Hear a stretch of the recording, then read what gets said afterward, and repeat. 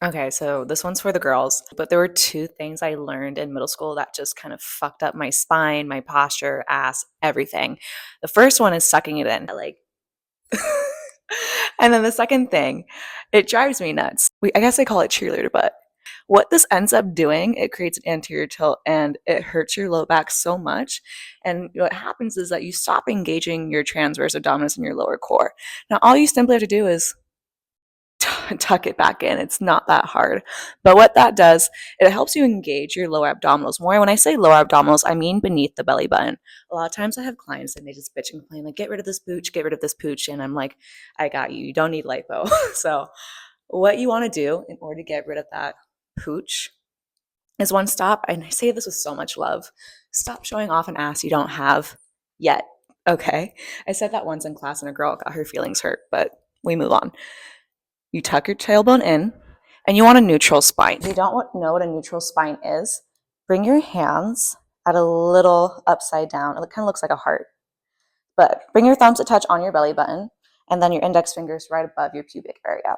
Now from there, you can do this lying down ideally, but if you're overarched, if you see that your fingers are coming inward, it means you're overarching. You can also over tuck. So we don't want to keep over tucking like this. I hear it a lot in classes. It's like tuck, tuck, tuck, tuck, tuck.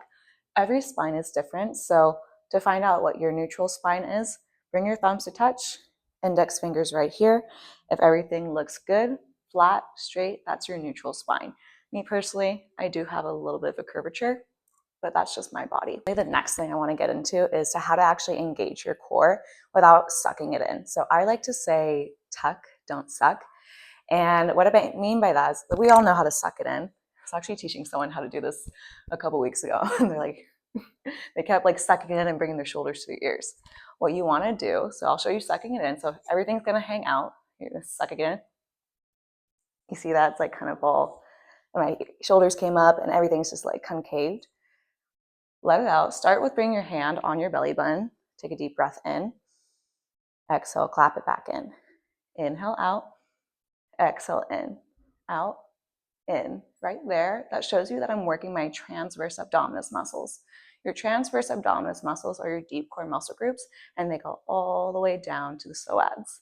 In and out. So this shows me that I know how to actually engage my core, just like that, in and out. And then you can still breathe without holding your breath and all that. The next thing to do is take a deep breath in, exhale, bring it in, and now bring your belly button up. So you go in and up. Do it again. So out, in, and up. And then from there, what you can also do, wrap your rib cage in. So out, in, up, and wrap. One more time. We go in, up, and wrap. And that's how you're going to keep your core engaged at all times. Notice how I'm still breathing. Notice how I'm still talking. But if you keep your core like this engaged during your workouts, when you're walking all throughout the day and still breathing, that's how you're going to actually find more definition and more results. Because a lot of times what I see happen when people work out and with clients and yoga, whatever, people are just going through the movements without engaging your core. When you actually engage your core, you can actually support your low back.